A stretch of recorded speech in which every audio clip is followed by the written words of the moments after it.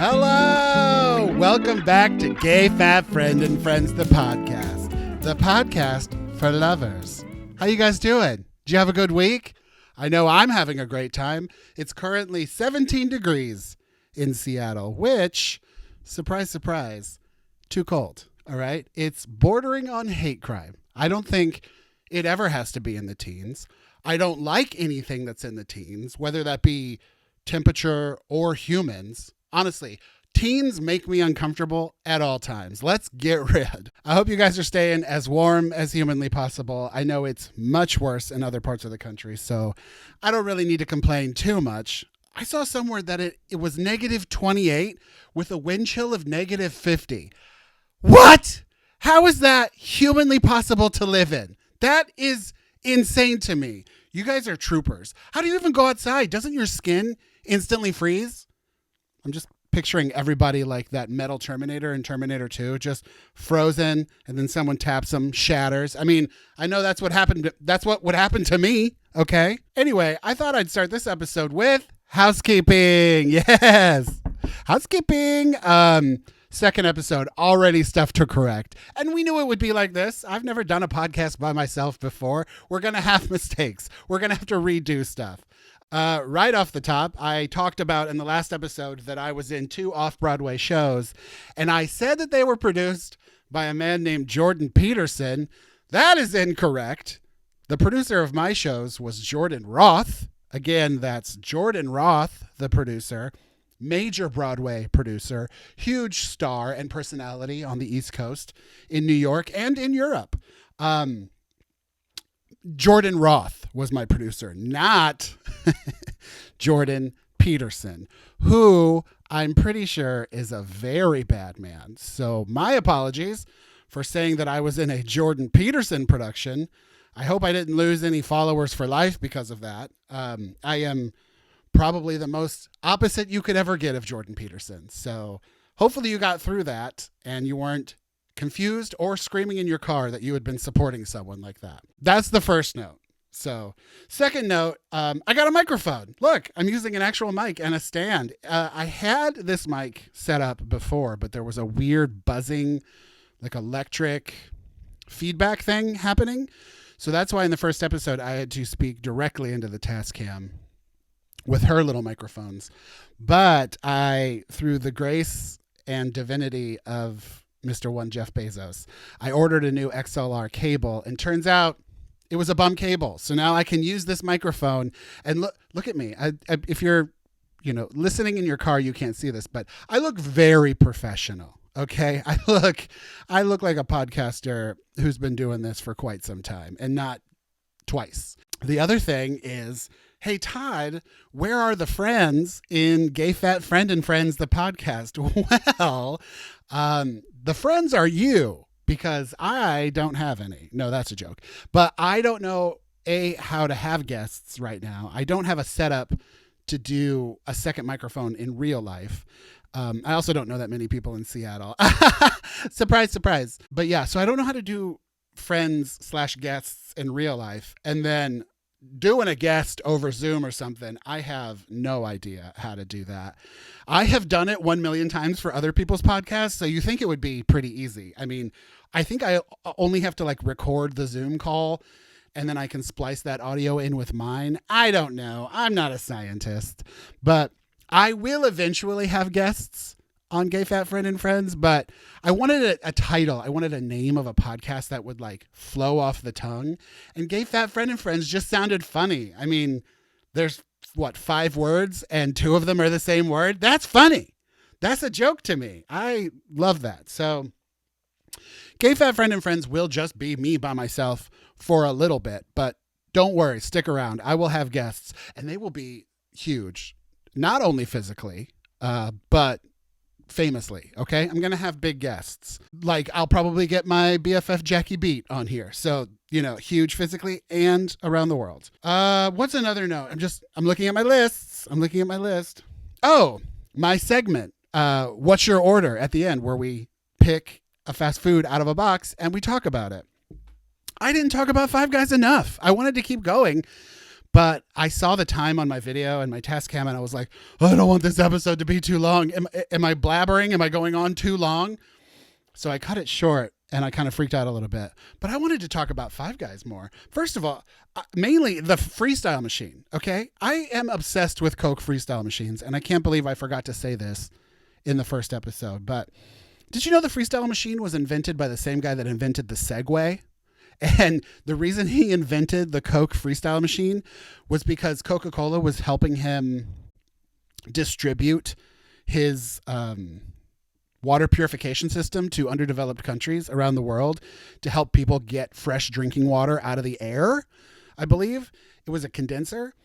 And so the guy that invented the Segway was like, hey, Coke, if you help me distribute this water purification system, I will build you a Coke freestyle machine for free. And he did. So that's how we got Coke freestyle. It was a charitable donation to the Coca-Cola company. And I just think that's so cool that every time you use a freestyle machine, you're helping an underdeveloped country in like the smallest of ways. Don't get it twisted. Don't get too excited. You're not donating to charity by doing it, but in a little way, you're helping a tiny bit support underdeveloped people. And I think that's great. Also, you can get Coke in any formula you want, and I love that. So we need more Coke freestyle machines in the world, please. Another thing on my list that I wanted to talk about is that I did say I was trying to get out of my comfort zone and not do a lot of edits and not be so paranoid if I stumble over my words or stutter or say the wrong thing. And then I watched my video back and I was editing and editing is an addiction. Okay. And addictions are hard to beat. You, like I said, probably know me from TikTok and Instagram. And on TikTok, I do slam edits because I hate hearing myself breathe. I stutter. I stammer. I have a very juicy mouth, which, hold on. My mouth is very Slavic. Is that a word? And I hate hearing that. And so I sat in front of my laptop and I had my audio up and my video and I'm going through and I just start cutting. And I get to the end of the podcast and I'm like, the audio sounds great, but you watch the video, it's all cuts. I know. I promise I'm going to do better. I'm going to not try to cut so much. Also, I realized when I watch and listen podcasts, it's normal conversation. People are breathing. Todd, you don't have to cut out every breath you take, even though it is a very raspy, asthmatic breath. And all the ums and ahs and stuff. I feel dumb when I see it, but I know that I'm not dumb. I'm not dumb. I am smart. SMRT. I mean, SMART. So yeah, that's why there were so many edits. And I noticed it. Okay, I noticed it. And I will try to be better. I will try not to edit so freaking much. The other thing is, I do have trouble breathing. Let's get real right now, you guys. Let's take it serious. Let's get Dr. Phil. I was a smoker for 20 years. Pretty hardcore. I smoked, for a lot of that, I smoked a pack a day. Back when cigarettes were cheap. I started in 96? I was a hardcore youth smoker. And I was always one of those people that was like, I'm fine. I can breathe. Even though I had asthma, I was an asthmatic smoker. And I was like, you know what? I'm okay. I get bronchitis twice a year, just like everybody else. Spoiler alert, people do not get bronchitis twice a year. That was me lying to myself about cigarettes. But I smoked for a very long time. I quit when I met Rob because he did not like smokers at all. I actually never told him I was a smoker. I just quit cold turkey when we first started dating because I loved him that much. And it worked. I quit cold turkey. I didn't even have a puff for 5 years. And then doing stand-up, every single stand-up comedian smokes cigarettes. So one way to network and meet people and stuff is to stand on the smoker's porch and have a cigarette with your friends. So I started smoking again after 5 years. And 1 turned into 2, obviously. 2 into 3. I never bought cigarettes again, but I was smoking every day with my friends because I was doing stand-up every day in Los Angeles or on tour on the road. And yeah, it's just so easy to smoke when everyone around you is smoking and you're talking about your job. So I smoked for a very long time. And then 5 years ago, like right before the pandemic, I had the worst bronchitis I've ever had in my life. It was too far before COVID that I don't think it was COVID, but it was a very bad. I also don't know if it was pneumonia. I didn't go to the doctor. I did not get diagnosed with anything, but I was so sick and I could not breathe for like a week or two. And when I got over that, when I came out of that, I was like, I literally never want to smoke again. And I've maybe had 2 cigarettes, 3 cigarettes, but other than that, I have not smoked since then because I got so sick and scared, and it did that like food poisoning thing. You know when you get like food poisoning or the stomach flu and say like the last thing you ate was pizza and then it burns into your brain that pizza makes you sick so you never eat it again. I did that with cigarettes. I got so sick while I was smoking that I'm convinced it was the cigarettes, and it flipped a switch in my head and I never wanted to smoke again, and that's how I got over it. I'm not saying that's how you should do it if you are currently a smoker, but it helps. Anyway, I also have asthma, right? And it's very mild asthma. Like I have an emergency inhaler, but that's it. And I never use it. I don't even know where it is. But I have asthma and I was a smoker forever. I quit. Well, we left LA, which is a very dry climate, and we moved to Seattle 2.5 years ago. So now I'm in a very moist climate, a mold heavy climate, which I'm already allergic to mold, a very moist, heavy, foggy, rainy climate, which I think has always affected my lungs, which I think is like compounding the effects of my asthma.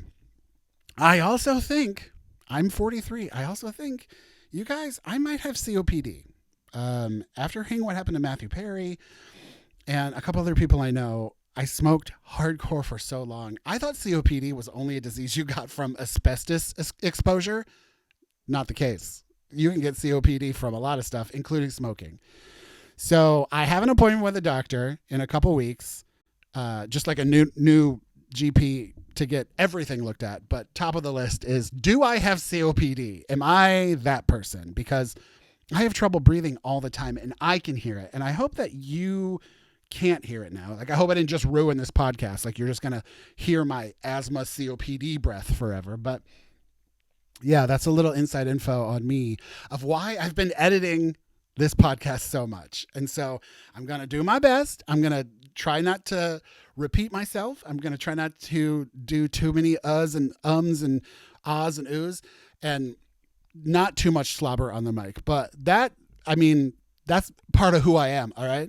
I'm doing a podcast. You're going to get a wet mic. In TikTok, the reason I do jump cuts so much is because I will say a line or a joke or something that I like, but it's just like a little bit off, or I'll stutter, like I said. So I'll just stop and re-say it. And I was doing that during the podcast. I didn't even realize I was doing it. I went back to watch the recording and I'm doing the editing and getting the episode ready. And I would be like, so I went to the store. So I went to the store. So I went to the store, and I was like just doing my TikTok voice of saying the line over and over again until I got it right. It was bad. It was bad. Maybe if this podcast blows up and I become like a huge podcaster, I obviously kept all the footage. I will maybe release that 45-minute edit of the very first recording of this podcast, because honey, she's crazy. She was all over the place.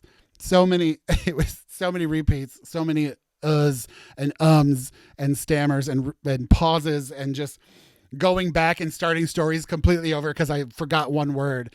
I'm going to try not to do that anymore, okay? Because it was a little crazy. The other thing I wanted to talk about is the reason I do have such a juicy voice is because last year I had septoplasty surgery, which, if you're not familiar, I had my septum straightened out. And I also had, because of COVID, it was like a kind of a long COVID side effect, I had a bunch of sinus polyps, like all through my nose. They were huge. They were very uncomfortable. You could see them from space. And so I finally met a good ENT who was very, attractive. It was a very handsome man, so that helped. But B, he was very caring, and he guided me step by step of what literally is wrong with my face. And I've never had a doctor be so thorough and kind and smart about everything. And so last summer he was like, you're gonna have to get your septum straightened out, and while I'm in there I'll take out the polyps. And I was like, Yes, thank you. It was not that expensive in the grand scheme of things. I mean, we have insurance, so it was really doable with insurance. I think cash out of pocket with everything, like surgery, medications, aftercare, everything, like I think I paid under $1,800, which that's in the States, in the United States of this America, $1,800 for a massive facial surgery is not that bad. The recovery was 3 uncomfortable, kind of terrible days, and then a month of just healing and treating it every day with like a neti pot, prescriptions. I was on antibiotics, steroids, stuff like that. But after like a month, I was completely healed. After 3 days, you go back and they pack it with gauze. They pack it with a ton of gauze and stuff, so you're not bleeding down your throat after your surgery. So after 3 days, you go back and have all that packing taken out. And you guys, when I tell you, when she took that packing out and I took that first breath through my new nose, I did not know human beings could breathe like that. I thought that everyone just kind of had a stuffy nose. Their sinuses kind of always had infections and they hurt. I just thought everyone always had a drippy back of their throat. I thought that was life, right? I took that first breath when she took that packing out and I almost started crying because it was the fullest, clearest, deepest breath I had taken through my nose in so long. I'm not kidding. If you go back and watch old videos of me before this surgery, my voice is so stuffy. I sounded like I had a cold my whole life. Every single day of the year, my voice was stuffy. And I had this surgery and I could finally breathe. And it has been magical. It has been the best year of my life.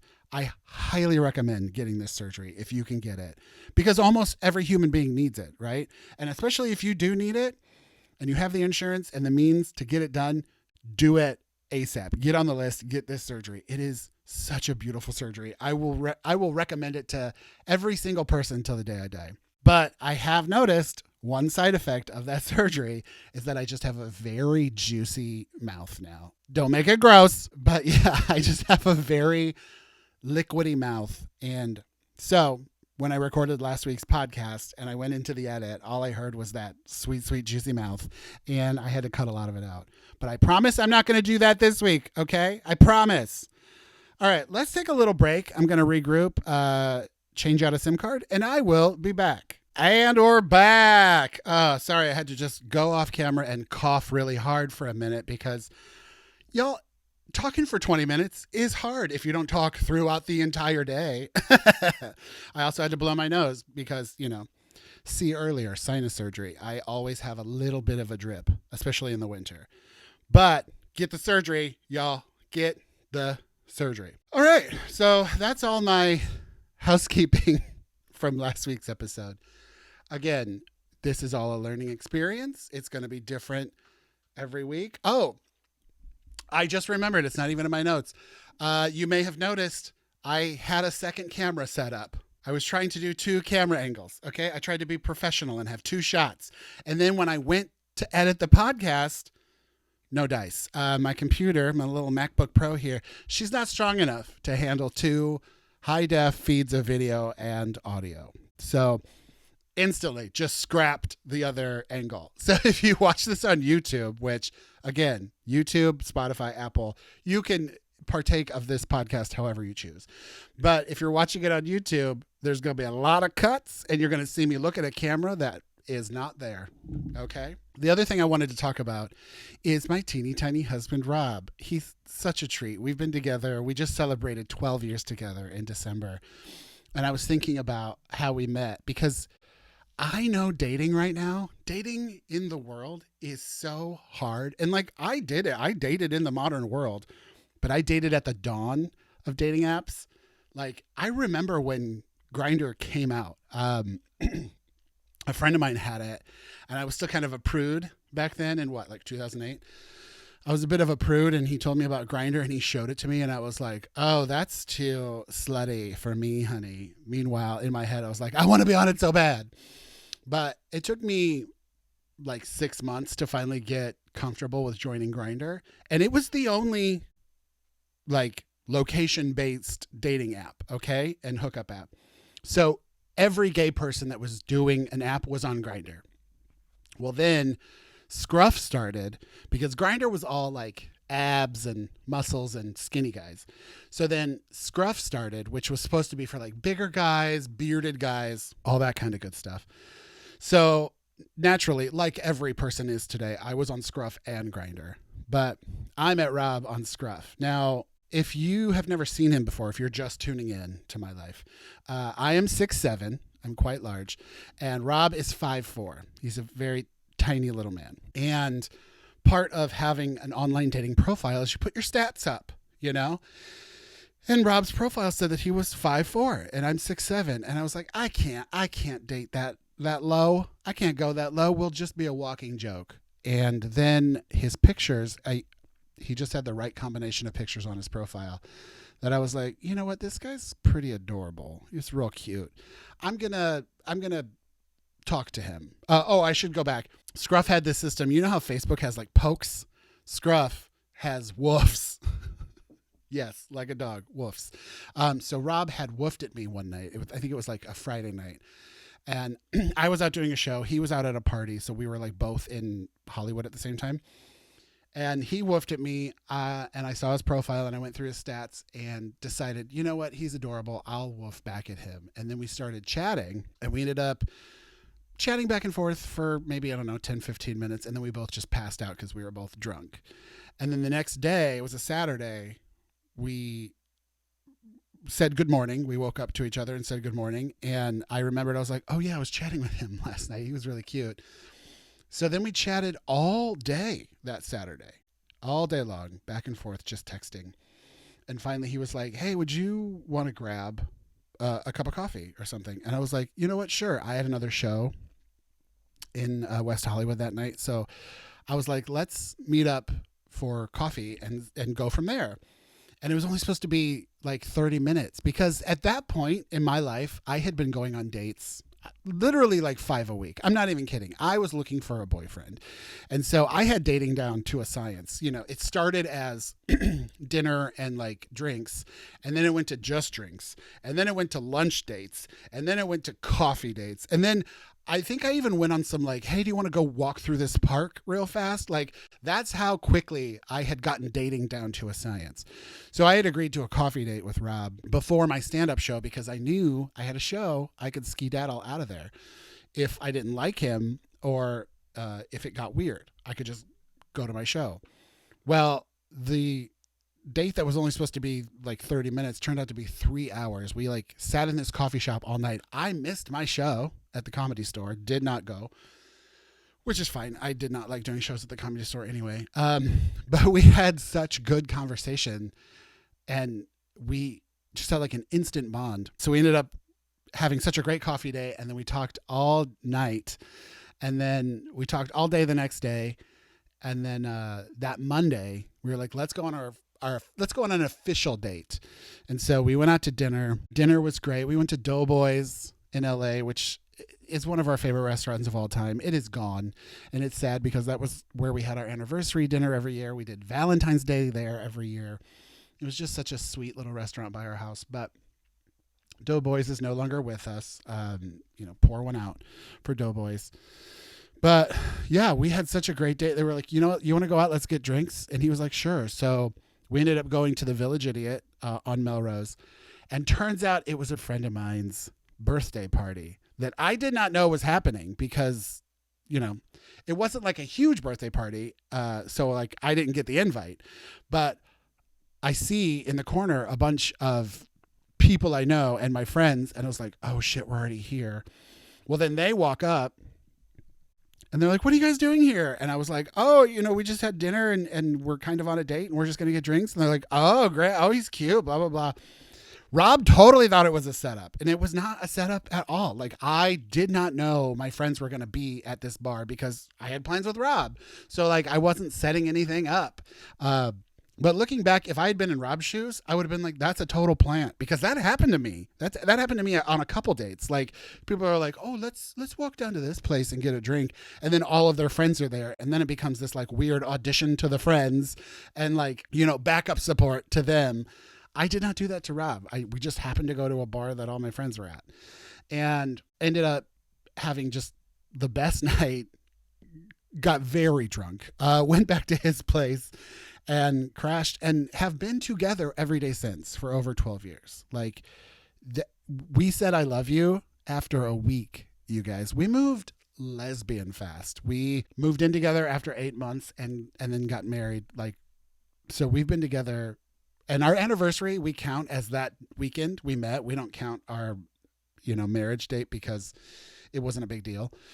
And I don't want to lose that time. I put in a lot of time, okay, to get those numbers. So I want the higher number, which is our original date that we met, which also happens to be Brittany's first birthday. So easy to remember. But yeah, that's how Rob and I met. But hearing how people have to put up with dates nowadays, I'm so glad that Rob and I just got that out of the way. We're done with all that for now, knock on wood.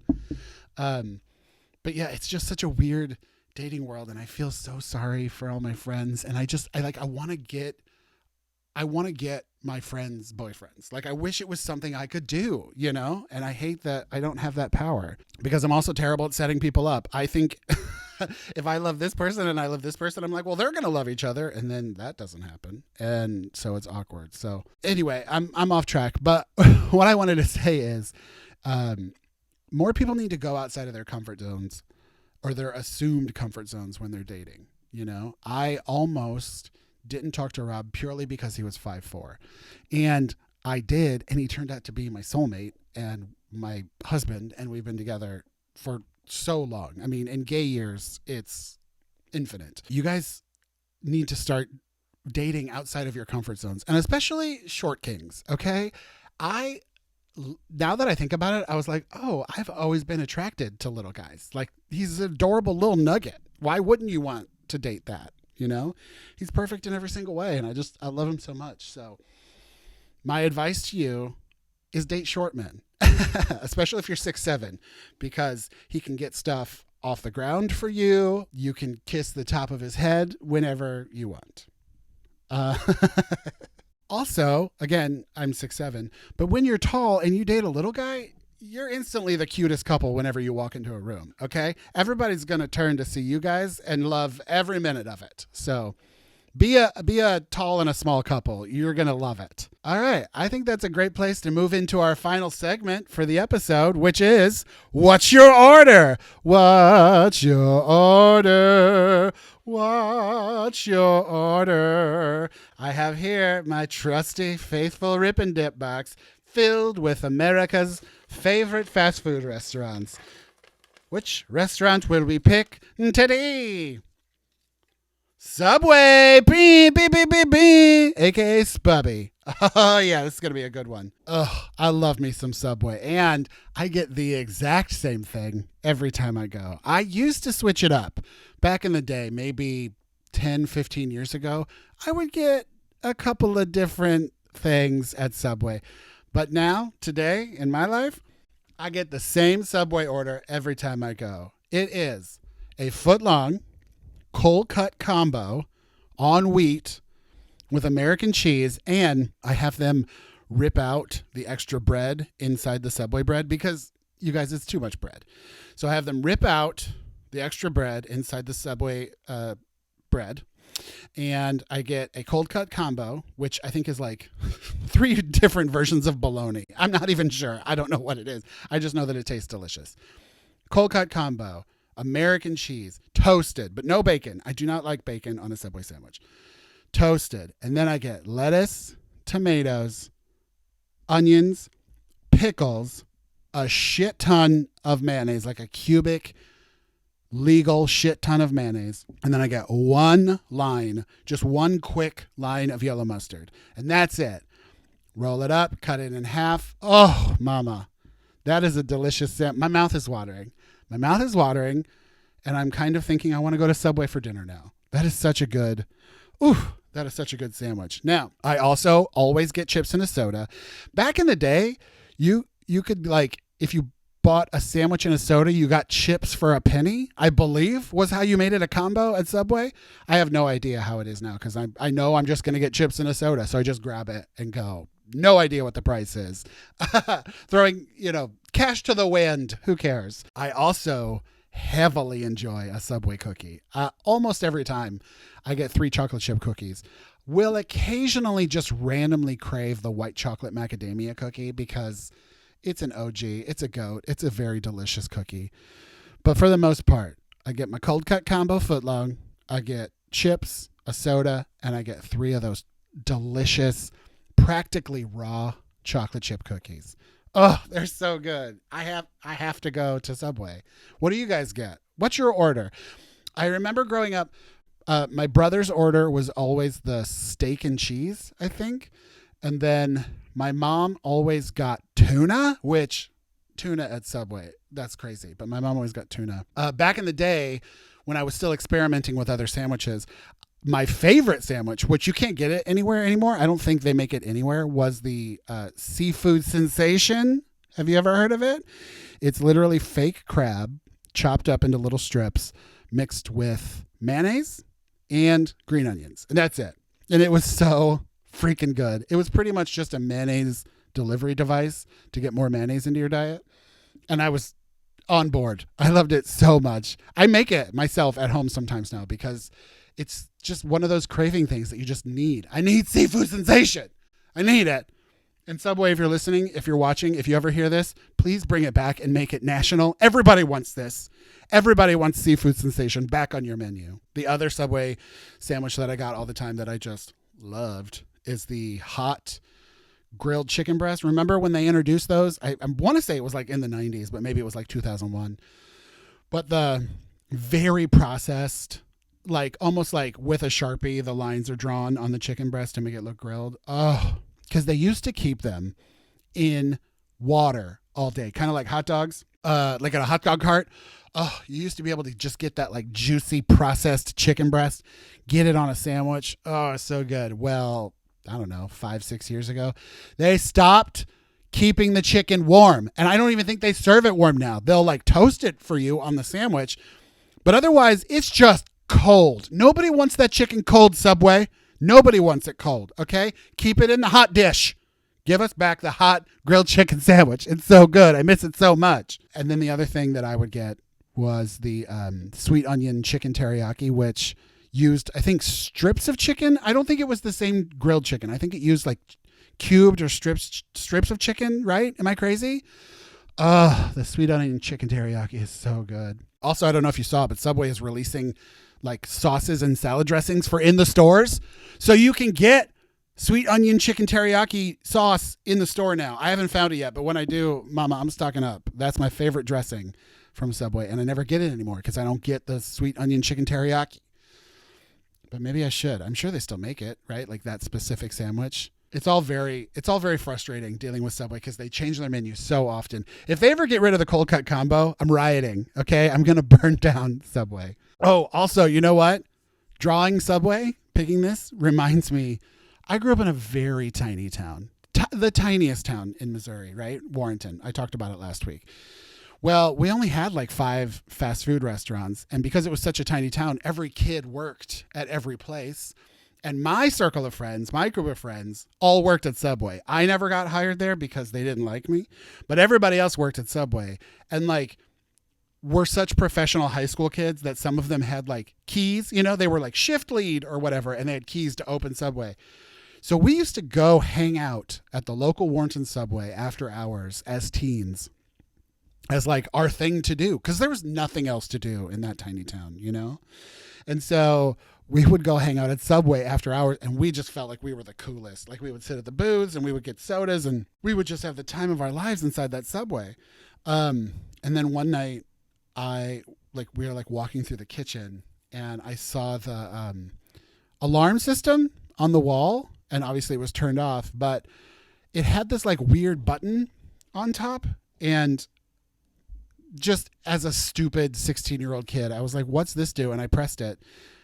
Nothing happened. So I was like, oh, okay.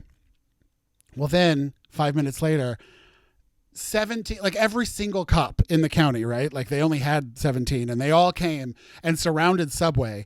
And apparently I had triggered the silent alarm. And so pretty much the alarm that says, hey, we're being robbed, is the button I pressed. And we got in all kinds of trouble. Luckily, everything was like cleared and we were okay. We didn't get in like legal trouble or anything. But we definitely did get banned from hanging out in Subway. And my friends that worked there got in all kinds of trouble. But that was probably the scariest night of my life ever up until then. Because, you know, seriously, so many cop cars. There's nothing else to do. No one else is committing crimes in tiny Warrenton, Missouri in the 90s. So they all came to Subway and surrounded us, and we were in so much trouble. And it was so scary. So that's what I think of whenever I eat at Subway. I get my cold cut combo, and I think about the time we almost got murdered by cops because they thought we were robbing it. So yeah, that's my Spubby order. What's yours? Oh, you know what? Rob's Spubby order? Meatballs. That's all he gets, the meatball sub. That's all he ever gets at Subway, and he loves it. And now that they have fresh balls of mozzarella, you can get fresh mozz on a Spubby meatball sub. Come on. That's Rob's dream. So yeah, he always gets a Subway meatball sub, which I feel like it used to have like a fun name, like Meatball Supreme, but now it's just meatball sub. All right, that's enough about Subway. They're not paying me for this. You guys, we did it. That was a whole another episode of Gay Fat Friend and Friends, and we made it to the end. And I promise this one, she's not going to be as edited. We're going to see how it goes. Okay, I'm trying to be a professional, and I'm trying to deal with my ums and ahs and my you knows and my seriouslys and my honestlys, and hopefully, fingers crossed, it's a much better production. Also, for those of you watching at home, have you noticed that I've slowly been shrinking this whole time? Well, that's because this office chair that we've had for a couple of years, the piston inside of it is broken. And I always forget that over time, it just slowly sinks. So when you watch this, yes, I am smaller than I was at the beginning of the episode. And there's nothing I can do about it. This is just the life I have to live. Anyway, thank you guys so much for listening. I'm really enjoying doing this podcast. It's really fun. It gives me something to look forward to. I record every Sunday. So if you guys have any questions or comments, anything you want me to talk about, if you want to tell me your Subway order or your Five Guys order or any of your fun stories about fast food, I'd love to hear them. So let's chat. Like I said, you guys are the friends in the Gay Fat Friends and Friends podcast. I love you guys so much. Thank you so much for watching, and I'll see you next week. All right. Goodbye.